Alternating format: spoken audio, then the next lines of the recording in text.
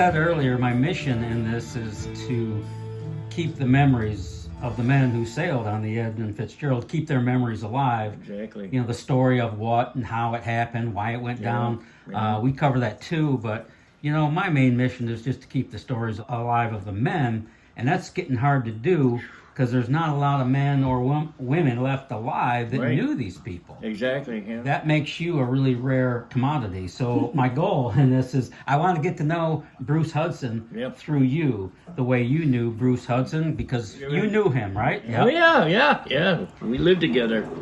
Exactly. We're going to get to that, too. What, are you making me coffee?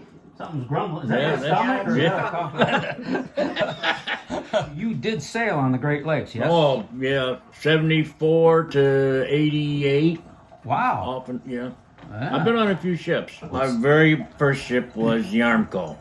Second ship I went on to and stayed for a while was the Joseph H. Franz, all Colombian boats. And then I went on to the Sylvania, which just ran from Toledo to Detroit back and forth. That was the last ship. The other ships I got onto was the Cleveland Cliff line. Okay. You know, like the White, which used to be the Victory. And then, Gotcha. So you didn't work on the Edmund Fitzgerald? No. You did not? No. Were you ever on it? Oh, yeah, that's what I was just getting ready to say. Really? You were on it? We pulled up. I was on the Armco, my very first boat. That was in 74. And then our boat went into Superior to load for iron ore, and Fitzgerald was there. So we had to wait till they get loaded first so we could pull up into the slip. This is in Superior. We're loading iron ore. Okay, that's right. You load up there and bring it here. Exactly. Yeah. So when they were loading up there, we pulled them behind them. And we had to wait till they get loaded first, and then we were going to pull in and slip. But while we were in there tied up the dock, I walked over to Edmund Fitzgerald. Bruce was there.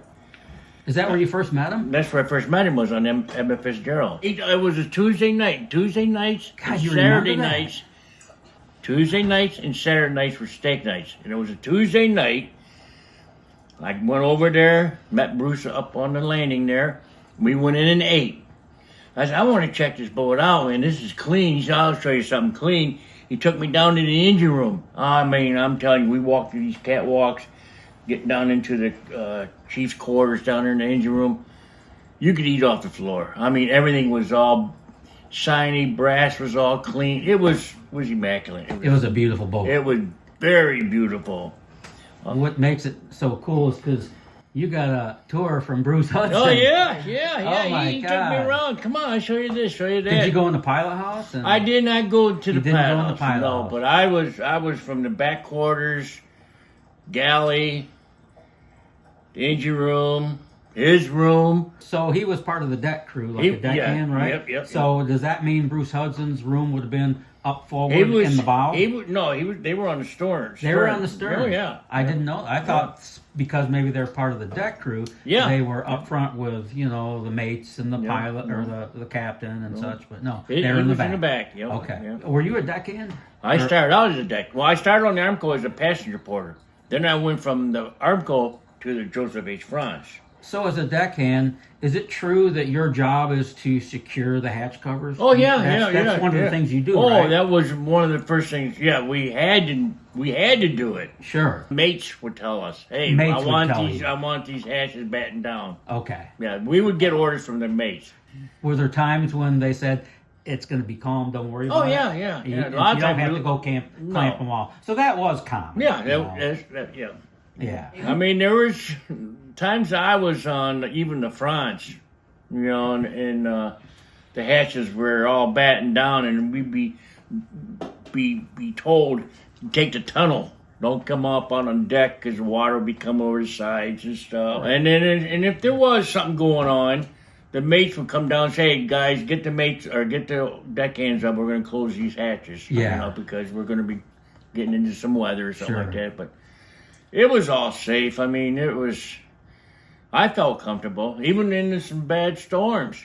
Yeah. I was up in the pilot house on the front, and I'm looking out the back of the window in the pilot house. I'm looking to the stern, and I see that ship bending like, oh my God, is this going to break in half?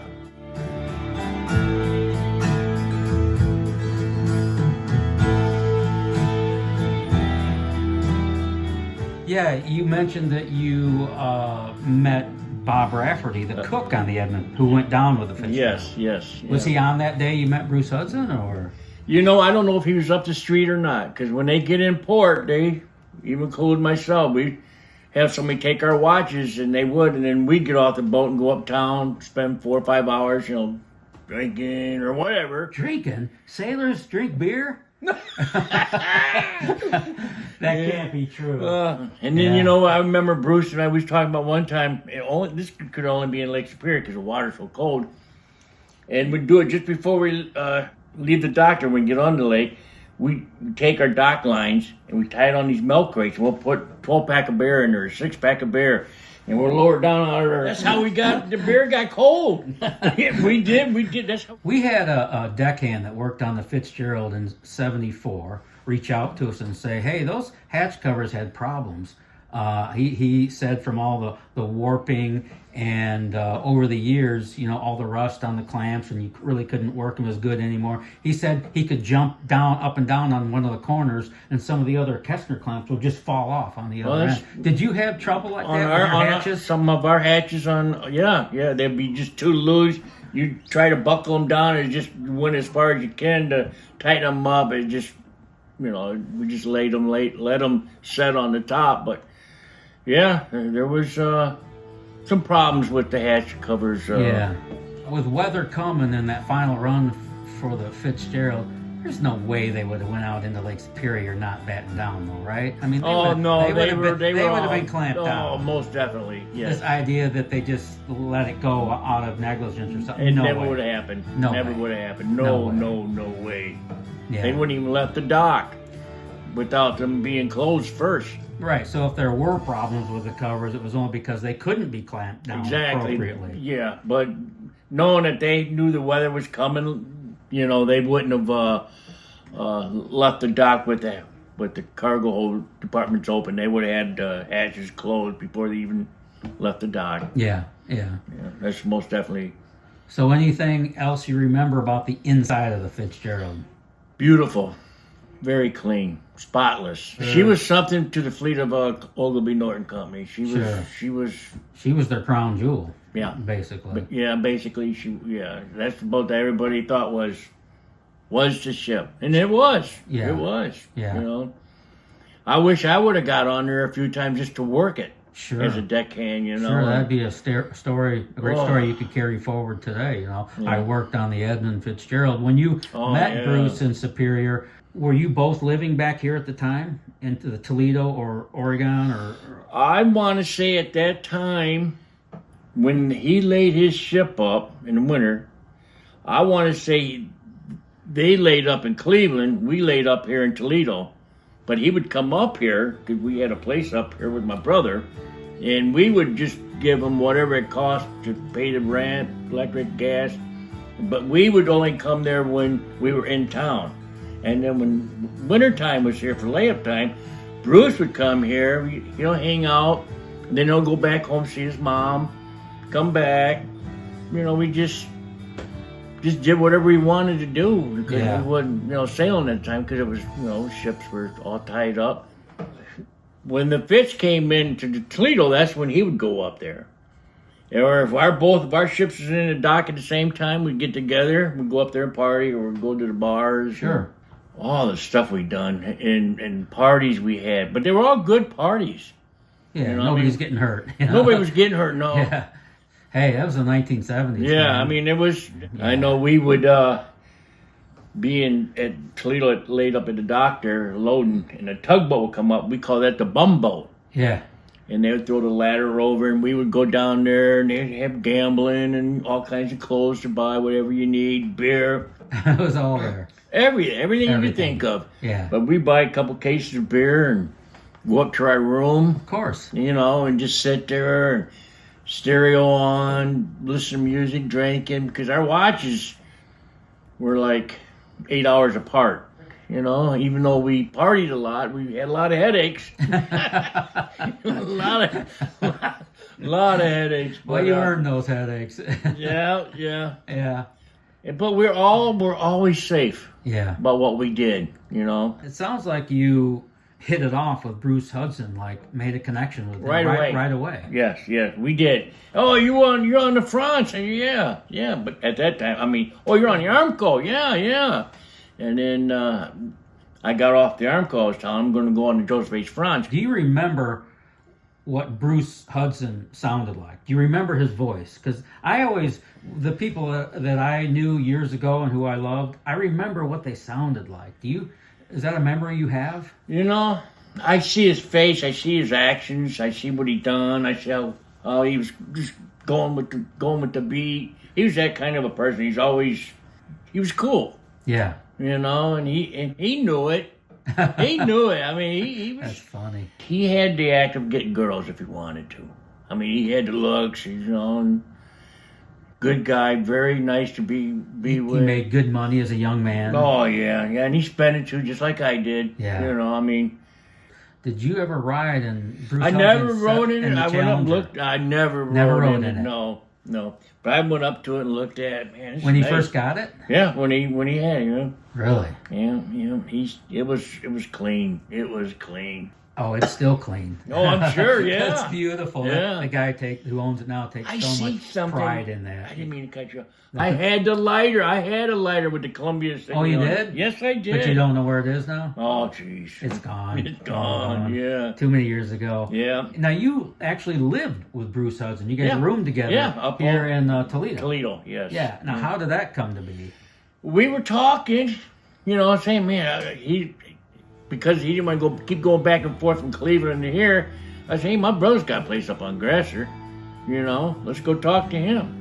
And it was my brother's name was Paul. He was renting the house, and I talked to him. I said, hey, Paul, you got a friend of sales with me. You think we could stay here? We'll help with rent and everything. Yeah, he didn't care because we were beer drinkers. Sure. Beer drinkers in Boone's Farm. And womanizers. Oh, yeah, man. You didn't hear that. That was a long time ago. Oh, So, was that house? It wasn't an apartment though. It was a house. It was a house. And you guys like rented the upstairs. Upstairs. Yeah. And the home is still there. The home's still there. Yeah. Wow. We'd get up in the morning, you know, wonder if we're gonna eat breakfast and everything. First, Bruce would be coming out of the room, or might have been up all night drinking. What the hell you doing, Bruce? What are we going to eat today? You know, breakfast. I'm drinking me a Chanelling. I've got me a little kid. Well, grab me one of them, you know. So, how would you describe his personality? Oh, outgoing, very friendly. He wasn't afraid of people. He wasn't. No, he would get along with anybody, you know. Yeah. I never seen nothing scared in him, you know, being scared. He was like I'm very easily going person myself. You know, I can talk to anybody. He had a great personality, clean, cool. Clean. That's cool. Yeah. Yeah. He always liked looking good. Yeah. Do you remember what kind of music you like to listen to? Oh my God, Bachman Turner Overdrive. Ooh. Oh yeah, Classic 70s. Oh yeah, Leonard Skinner. Oh yeah. Steely Dan. Steely Dan. Yeah. Oh, that's so cool. What's that? Dirty Work. Dirty work. That was I don't want to do your dirty work no more. That was one of his favorite He songs. liked that song, Dirty Work. Yep. His life story, to me, is like a Hollywood script. I mean, he worked on the Edmund Fitzgerald, one of the most prestigious boats on the Great Lakes, certainly the pride of the fleet for Columbia. Yes. And, you know, he's got this girlfriend. She becomes pregnant. And if I have it right, she let him know soon, you know, very shortly before he left on that trip. Like, hey. While talking about his hobbies, she said he liked riding motorcycles. I had very much concerns about him riding the motorcycle. And he said, Mom, I'm not going to get killed on the motorcycle. When I go out, the whole world will know.